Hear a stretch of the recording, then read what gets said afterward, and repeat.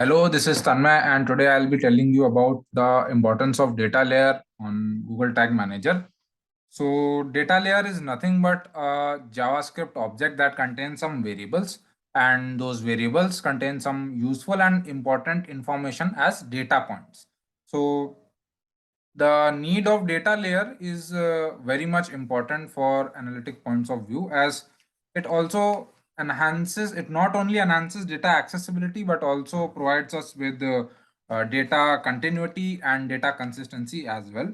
I'll tell you in a detailed fashion.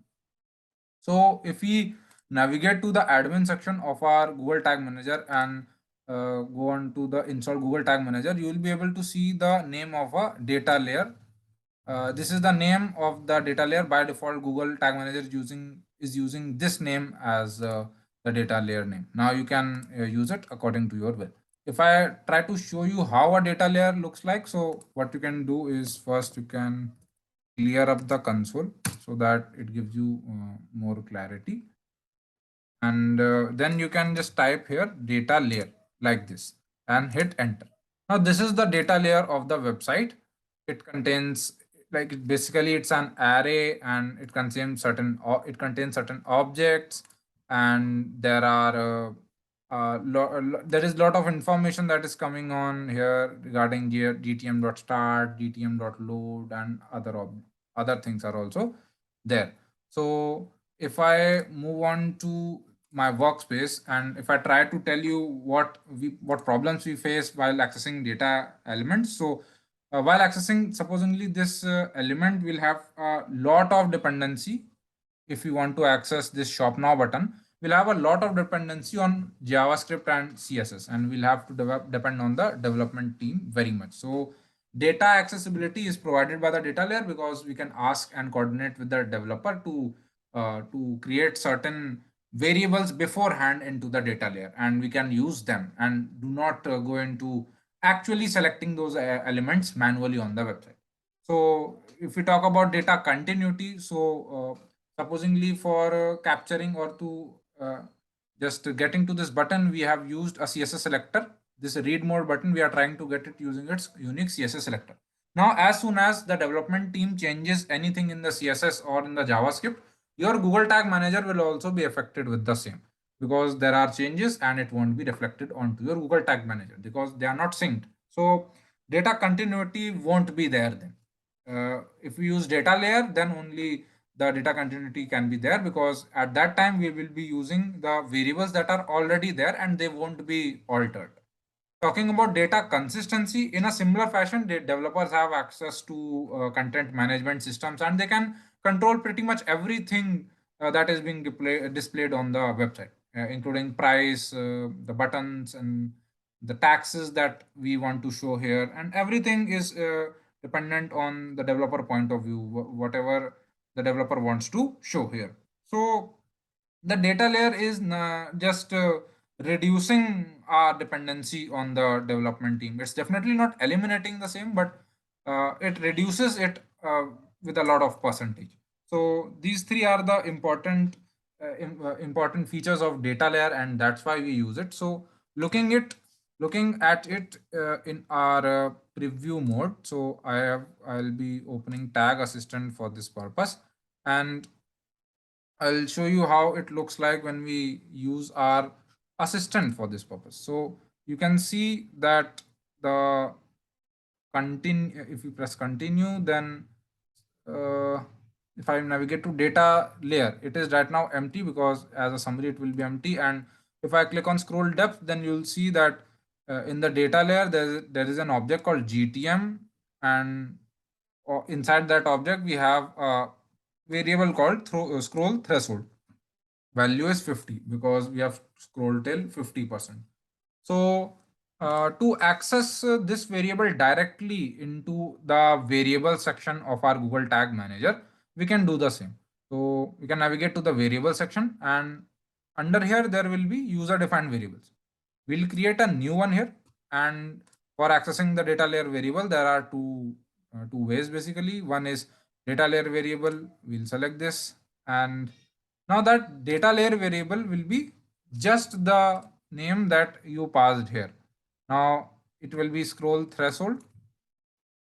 If I copy it here and paste it, now this won't have any importance because this is null and void. Why it is null and void? Because it is encapsulated inside GTM object. So we'll have to specify that as well. So in front of scroll threshold, we'll write GTM dot.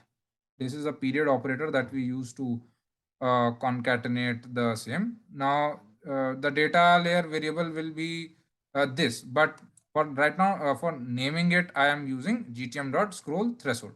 And for giving it a name, you can always specify the name here. I have done it in my previous explanation. I'll show you here. I have also created a data layer variable using the same manner, GTM dot scroll threshold, and in a similar fashion, the event is being getting tracked, and I have saved it. So if you have a look into the variable section, you will see that the variable that I created, the name of the variable is custom var, and if I show you, the custom var is created and it also shows us the value of the scroll threshold. So like this, I have created a variable of my own using the data layer. Similarly, we can do it in another fashion also. We can use a JavaScript variable also for doing the same. So for that, let me just first close my debug window so that it won't create a problem here. So in JavaScript layer variable, supposingly, if I am going to create an array called layer, and in the first index of that array, I am going to pass an object, and that object will have a parameter called name. Now I have already done this, so I'll just discard these changes and I'll just show you in the JS custom.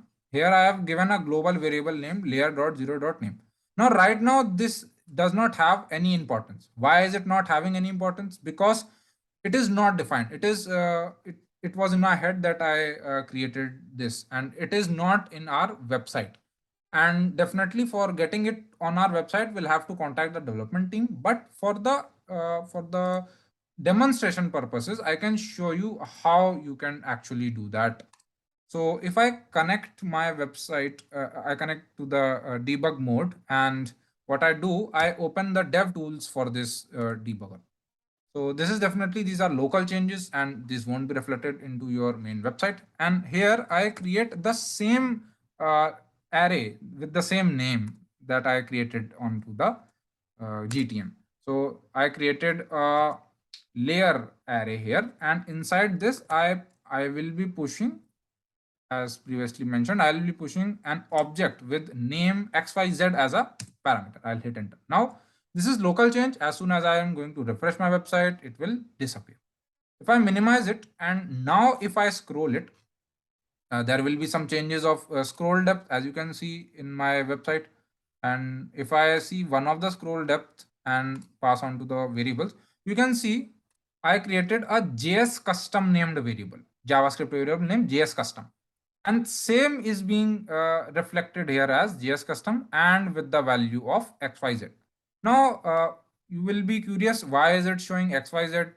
Uh, it is definitely because I have created a local variable. It is just up till I don't refresh it. So if I just refresh my website, I'll just hit enter and refresh it, and then I'll show you again. Then you'll notice that all these things will disappear.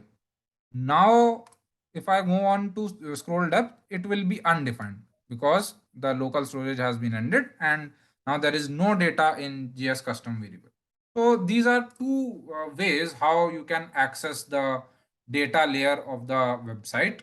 And we can always use JavaScript variable if you want to access some global variables. So like that, how this is how data layer is helping us in our processes and in our activities. So thanks for watching, and see you in the next video.